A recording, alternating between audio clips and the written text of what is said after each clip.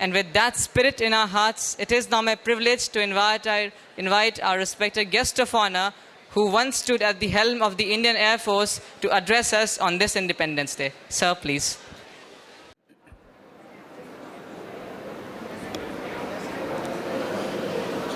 Good evening, everyone. My warmest greetings to the respected Secretary Maharaj, Principal Maharaj, other distinguished members of the faculty of Ramakrishna Mission Deoghar, other teachers, staff, and of course the distinguished alumni, veteran alumni I would say, who are present here today on this very special occasion, the parents, guardians, and of course my dear students. Let me once again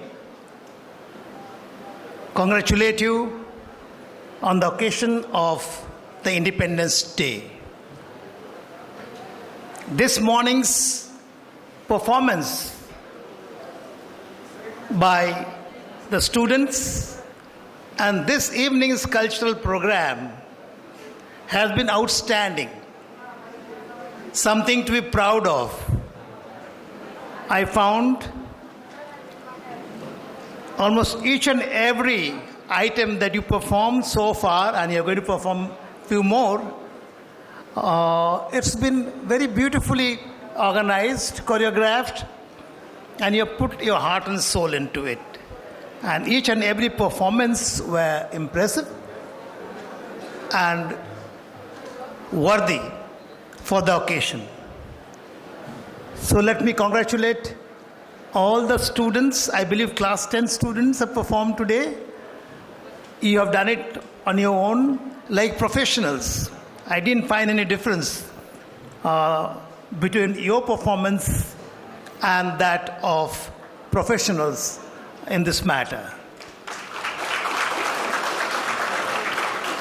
My special congratulations to the two anchors who have done exceptionally well in terms of their confidence, the language they spoke, the words they selected, the choice of words, everything was very nice. Congratulations to both of you. Well, I had a lot to speak today, but time is short, so I'll keep it short.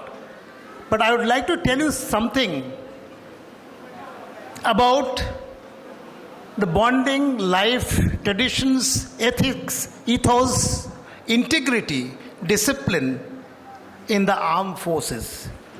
I know these are all very boring topics, but I'm going to tell you some anecdotes. In an anecdotal manner, I'll cover these aspects which will stay in your mind forever. The first thing, after I joined the Air Force in 1974, I was given commission by the President of India to be not only an officer, but also a fighter pilot in the Indian Air Force. So my training, etc., was oriented towards being a good fighter pilot. So when I joined the squadron after my graduation from the Air Force Academy, a MiG-21 squadron, one of the legendary fighters of the world, the Soviet fighter Mikoyan and Guryovich 21, the most popular, most successful fighter aircraft in the world, in numbers and in performance. So when I went to the squadron, I found a very beautiful tradition. 1971 war had just got over. When 1971 war was on, I was a cadet in National Defense Academy, just about finishing my third term, that is halfway through. It would have taken another 4 years for me to be ready to be operational and fight for the country. So I missed that opportunity. But I remember meeting some of my instructors from NDA who suddenly went missing. In the month of October and November, they joined the squadrons and units, Army, Navy, Air Force, to be prepared for the coming war in 1971 December. So when I met them later on in the squadron, I learned about this tradition. And most of these traditions that I'm going to talk about has actually left a deep mark in my heart, in my mind, in my conscience, which helped me throughout my career in the armed forces to be on the right path, right direction, and work fearlessly. The first tradition in the Indian Air Force is that whenever there is a conflict, whenever there is a war, the first mission consisting of normally 4 fighter aircraft, this mission goes across the international boundary or line of control deep into enemy territory, attacks targets, accurately destroys them to hurt the adversary adequately so that they get scared. So this mission is full of dangers. Obviously, at the start of a conflict, nobody is ready for such action where you could lose your life, you could become a prisoner of war, or any other problems or injuries. So there is apprehension in the minds of every pilot that something could go wrong. I have my family to look after, I have children, my wife, etc., my parents. So there is apprehension, fear of the unknown. So at that time, tradition is that first mission of 4 fighter aircraft loaded with weapons and bombs, etc., going across the borders deep into enemy territory is led by the most senior pilot in the squadron, the commanding officer. He is the most valuable person in the squadron, but we send him right up front. That is called leading from the front. So leadership matters. Leading from the front is very important in the armed forces, especially so in the Air Force. So once the commanding officer declares that the first mission is going to be led by him and the other 3 cockpits have to be filled by other pilots, everybody volunteers. The fear vanishes. Everybody becomes brave and they are ready to take on the challenge even if they lose their life. And thereafter, every day, 3 to 4 missions are flown by each and every pilot without thinking about the consequences to oneself, one's family, etc. So that is the first lesson I learned, that one has to lead from the front to be recognized as a leader and for team building, spirit decor and bonding. Fearlessly. A second incident I'll tell you is about the Indian Navy. In 1971, during that 1971 conflict with Pakistan, we lost a warship, INS Kukri, Indian naval ship, a warship, Kukri. You must be knowing the name of the captain. Captain of this warship, INS Kukri, was captain equivalent to a colonel of the army, M.N. Molla, Mahendranath Molla. So task given to the commanding officer of INS Kukri was to loiter in the coastal waters off the coast of Diu. Because intelligence gathered by our agencies indicated that Pakistani submarine would be there trying to block our ships going out, merchant as well as warships, and they'll be waiting to destroy our ships. So Captain Molla's duty was to patrol the waters in the shallow coastal waters off the coast of Diu, catch hold of this, submarine of the adversary and destroy it.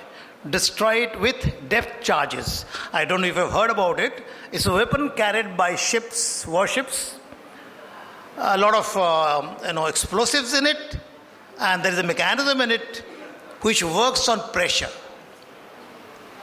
You know, in hydrography, in physics, that as you go deeper into the water, the pressure increases manifold. So, once the warship detects a submarine, it goes very close to it and quietly drops this depth charges, which still keeps sinking, and once it reaches close to the submarine, the pressure of the water is so high that it will explode. In the meantime, the warship would have gone quite a bit of distance. And obviously with that explosion and pressure building up, the submarine would be blown into pieces. That's what happened, with PNS Ghazi off the coast of Vizag. Pakistani naval ship was destroyed by the Indian Navy. Now, in this case, what happened was the Pakistan Navy's warship, the submarine, had already reached these coastal waters of Diu, and it was quietly waiting without any noise, without switching on the engine, trying to detect any movement of ships from the Indian side. And that is the time INS Kukri reached that place. And they could not detect the presence of the Pakistani submarine. But the submarine was quiet, and it was already prepared to detect the Indian warship Kukri. And as soon as it detected the warship, it launched torpedoes, another weapon carried by submarines. And the torpedo got a direct hit on the hull of INS Kukri. There's a gaping hole in the hull of INS Kukri, and water started rushing into the belly of the ship. The ship started sinking very rapidly. A lot of damage had been done. Noticing this, Captain Molla, Mahendranath Molla, ordered the immediate evacuation of the ship. All the sailors, officers, and other hands on the deck, they're told to take the life rafts, life boats, and get into it, drop it onto the surface of the water, and row away as quickly as possible before the ship sinks. Because if the ship sinks, it will take anybody around, because of the change in the water pattern and around the ship, everybody would get drowned.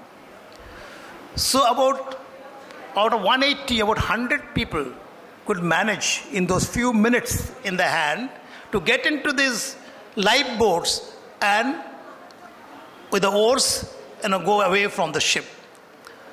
But the ship started sinking very rapidly. Within a minute or so, it actually sank. Captain Molla, having realized the gravity of the situation, he decided that it was his responsibility to save the ship and do its task. It was his responsibility to save the lives of his people who worked under him, his subordinates. So how could he get off in a lifeboat and get away from there? So he took it upon himself that he will die along with the rest of his men, his subordinates, and he'll go down with the ship. And that's what happened. So he didn't care about his life. He didn't care about the privilege as the commanding officer to leave the ship, but he knew his duty, responsibility very well. So that is the kind of leadership we require, not only in the armed forces, as the Secretary Maharaj is mentioning, all of us need to be responsible. then only this country will improve. We have to make sacrifices. If you are not ready to make sacrifices, we will get compromised very soon. The world is very tough. And in India, we find the corruption is increasing rapidly because we are succumbing to the pressures. So it's very important that we lead from the front and we always take care of our subordinates, as also, be ready to sacrifice our lives for the cause of the nation, for the cause of a people. The third incident I will speak about is about the army. I think all of you know about the Kargil conflict. During the Kargil conflict, we lost close to about 600 soldiers. They lost their lives in this conflict. 1999, the conflict broke out in the month of May and it was over by middle of July. So what happened, I must tell you, very interesting. Kargil heights are close to about 16 to 18,000 feet. Kargil is a township in Leh Ladakh sector. When you go from Srinagar to Leh eastwards, you go through Jozila Pass at about 11 to 12,000 feet, which is snowbound most of the year. Then you reach Dras. Dras is another township along this Indus River, where the temperatures go down to minus 50 degrees to 60 degrees. One of the coldest places in the world. But the lifeline of Srinagar to Ladakh or Leh is a road, a national highway, which passes through Zozila, then to Dras, Kargil, and further on to Leh. So overlooking this strategic road which connects the two and supplies all the materials to Ladakh and Leh are peaks and hills. The first range of hills is occupied by the Indian troops. Then you have the line of control. Beyond the second line of hills, or the ridge of hills, is occupied by the Pakistani troops. So there has been a tradition between the two forces, not a conventional tradition or not conventional written tradition, but it's a tradition that the winter months in Leh Ladakh sector is extremely cold. As I said, minus 50 to minus 60 degrees. Winds are very strong, blizzards blow, snow is blowing all the time, it's totally snowbound. Survival itself is very difficult. So, normally in the month of December or end of November, the troops occupying this post from both sides, they go down to lower heights so that they can survive the tough winters, and in the month of April, May, they go back to their original post to start their duties. But this time, in 98 December, the Pakistani army leader, army chief, General Musharraf, very notorious person, he had a very dangerous plan. He's told his men that you will go and occupy this post the Indians leave in the month of December. And he fortified them with a lot of weaponry, ammunition, foodstuff, etc., clothing, so that they could survive the harsh winters. And once they occupy that, it will be very difficult for the Indian troops to reoccupy it. So it happened in the month of April end. Our troops sent some patrols up to the original post in Kargil sector to go and recce the place, the places which they had occupied earlier, their posts, and then we will start sending troops to occupy those posts. Once they reached close to the posts, they were fired upon by the Pakistani troops who already stationed themselves there. They had a lot of machine guns, a lot of weaponry, and a lot of ammunition. There are injuries, some people got killed from the Indian side. Then the army realized the gravity of the situation. So a lot of army infantry units are pulled in Kargil sector. You must have heard about Tiger Hill and others. So they launched a lot of offensive to reoccupy this post. But the difficulty was these posts were right at the top, and they had excellent field of view all around 360 degrees. So anybody trying to climb up the steep slopes, nearly 30 degrees steep slopes, barren absolutely, only rocky, no vegetation, no cover. So if the army troops were trying to climb, because it's very difficult to climb, one is the steepness of slope, and air is very thin in terms of oxygen content. You will get tired after about 10-15 yards of climbing. And you could be easily seen by the enemy. They'll shoot you down with fire. That is machine gun fire, and that's what was happening. Almost all the offensive that was launched by the Indian troops failed. Many casualties. So at this time the morale was very low. So the young officers in these units, the army infantry units, decided that they will lead from the front. They will lead each and every offensive against the enemy posts, and larger numbers of young officers. The others would follow. The men would follow. So this actually surcharged the atmosphere, and everybody was so enthused. Next series of attacks that the Indian troops launched against those posts which they wanted to reoccupy was so ferocious that Pakistani troops are beaten back. Of course, there are a lot of assistance from the artillery and the air force, bombing those posts day and night. But the sheer courage and ability to face death actually helped overrun this post within a month's time.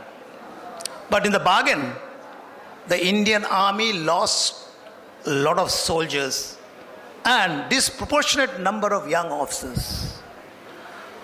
They made us proud. They made their parents and relations proud, their friends proud, the country proud, the army proud, because of the achievement, and in that achievement sacrificing their lives for the sake of the country's prestige. So that is another example I want to mention, that none of us need to go and die, but all of us need the courage to stand up to the challenge and face it squarely. Even if death is the final result, it should be acceptable. So that is the kind of leadership we require in this country, especially the young people, the students, now who are going to be the next generation of professionals in this country. If they stand up, if they have their backbone straight, then I'm sure the corruption will run away. The incompetent political leadership, many of them are very, very corrupt. They are criminals. They will be shown the door. So just remember, these are the aspects in the armed forces we practice in terms of ethos, ethics, bonding, leadership, care, discipline, etc. Do I have, I think, not much of time, but I would like to tell you something about Operation Sindoor. There won't be any time for, I think, question answer, but that is one thing which is in everybody's mind. I had a personal example to give about the bonding, etc., but I'll leave it at that. But I'll cover Operation Sindoor in the next 5 minutes. You see, Operation Sindoor, you all know much more than I know now, was launched to destroy the terrorist strongholds in Pakistan across the line of control, the LC, and international border. The main ones where the main elements of terrorist establishments were located were in Punjab.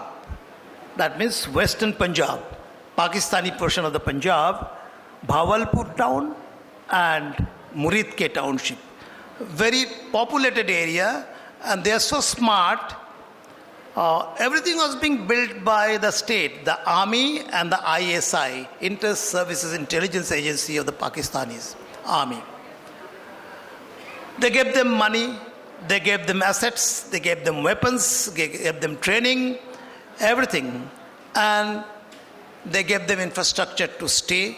And this infrastructure, the campus, so, cunningly designed that they had schools, madrasas, women's hostels, and a mosque, etc., within that campus. Behind this front line were the actual activities of training, etc., of the terrorist elements, JEM, Jaish-e-Mohammed, LET, Lashkar-e-Taiba, etc. So these are the state-sponsored terrorist organizations which came from across the border, Pakistan, to destabilize India. So you know what happened in Pahalgaon? And before that, what happened in Balakot, Uri. So Uri and Balakot, the responses were military. The new government had decided that we have to pay them back in their own coin. It cannot be they attack our parliament and we do nothing. It cannot be they attack our city like Mumbai, kill 165 people and we do nothing. We are not waiting for the world to approve our actions against the terrorist organizations sponsored from across the borders by Pakistan. We have to look after our interest. Unless we stand up ourselves, nobody is going to help us. Nobody is going to say, yeah, you have done a good job. So we have to show the will. So it happened in Uri, where the army actually took the actions very successfully. Balakot, the Air Force took action against the camp, destroyed them. And now, Operation Sindoor, the Air Force was ready. The Air Force had a lot of intelligence about their camps, about their installations, about the infrastructure, and how many of the terrorists were where. Through intelligence, various types of intelligence, imagery from the satellites, communication intelligence, or signal intelligence, as you call signal. When you don't get good signal, your phone doesn't work, you say signal is poor. So it's all communication intelligence, intercepts, as well as human intelligence, all combined. We know what is where and how that target has to be tackled without any collateral damage, because the Pakistanis have already provided them enough cover with women hostels, with madrasas, religious places, etc., all around in the campus to protect the actual culprits, the terrorists. So once the political clearance was given, Indian Air Force had a lot of plans. I know it's been there for a long time. I myself have worked on it. And in the very first day itself, they attacked all these targets and destroyed them without crossing the border. Because we had in the meantime acquired weapon systems like the Rafale, Sukhoi 30 armed with BrahMos, air launch BrahMos, supersonic, almost 3 times the speed of sound, extremely accurate, very difficult to intercept. And they created havoc. They destroyed each and every infrastructure and facility of the terrorists deep inside Punjab, Pakistan's Punjab, city of Mawalpur, Muridke. Very accurate attacks. You have seen all those pictures. And the Indian authorities had informed them that we are going to attack your terrorist organizations. If you retort, we'll give it back to you, double the amount. So the Pakistanis actually had retorted. They sent, their fighter aircraft, missiles, etc., to attack our targets, long-range missiles, UAVs, UCAVs, combat aerial vehicles, drones, etc., which they had got from the friends, Chinese as well as from Turkey. But Indian air defense was very strong. The Akash missile that you displayed today played a very important role. The S-400 missiles, batteries that we had acquired from Russia played a very important role, because these missiles, the Akash missile, could destroy an aircraft, an airborne target, across the sky at a distance of 400 kilometers. And that's what happened. The S-400 missile system destroyed about 6-7 aircraft of Pakistani Air Force, some large. So after this attack took place, which was countered by our air defense system very efficiently, not a single target in India was hit or damaged. So Indian Air Force had the free hand given by the government to attack targets of our own choice. So we attacked all their radars, air defense radars, all their weapon systems, air defense weapon systems, blinded them and destroyed them. Most of them are Chinese made. So they became totally blind. And after that, our BrahMos and other missiles played havoc into the system. 11 air bases are attacked very accurately, destroyed a lot of infrastructure, destroyed the hangars in which aircraft are kept, including the F-16 hangar and the large Elint aircraft, AWACS, etc. They are destroyed. So Indian Air Force did a marvelous job, and the enemy was brought down to their knees and they sought peace. They wanted cessation of hostilities. So that is what, Operation Sindoor is all about. I think we have avenged the misdeeds of the Pakistani army, ISI, and the terrorist organizations which they support. The world is still not woken up, especially America. They have their own interest, but we have to carry on. India has set new standards or new normal for taking action not only against the terrorist organizations, but also the state that sponsors them. So next time, if such an attack takes place, the repercussions will be very heavy for Pakistani armed forces as well as the terrorist organization. They will do saber rattling with the nuclear weapon, but India said, okay, you do the saber rattling, but we are going to attack you and demolish your facilities. So that is the new norm. So I think we are on the right path, and we need to work, hard with sincerity. The war is not going to be fought only by the armed forces. War is going to be fought by what we produce in the country. The weapon systems, Defense Research Development Organization, various PSUs and DPSUs, the economics, business, trade, commerce, everything is inclusive. So all of us have a role to play in the development of the capability of India, especially its armed forces, to protect the sovereignty of the nation.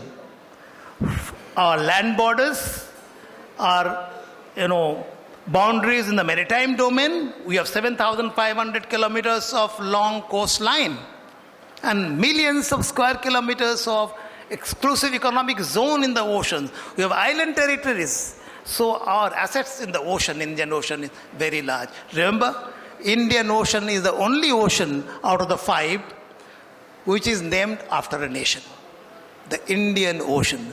So civilizationally, we are very strong. Remember our past. That thing, if you remember, all of you will work hard. Not only the armed forces and the scientists, everybody will work hard. Then we will really progress. So I'll end it here. Once again, thank you for inviting me and my elder brother on this very special occasion. It's been great experience. I'm very grateful to you all. Thank you. Jai Hind. आदरणीय सेवानिवृत्त air chief marshal श्रीमान अरूप राहा जी, आपके प्रेरणादायक विचारोत्तेजक और राष्ट्र प्रेम से ओतप्रोत शब्दों के लिए स्वतंत्रता दिवस के इस पावन अवसर पर आपके अनुभव और मार्गदर्शन से पूर्ण ये शब्द हम सभी के लिए हमेशा प्रेरणा का स्रोत बने रहेंगे। आपकी इस पावन उपस्थिति के लिए मैं एक बार पुनः आभार व्यक्त करता हूँ। धन्यवाद।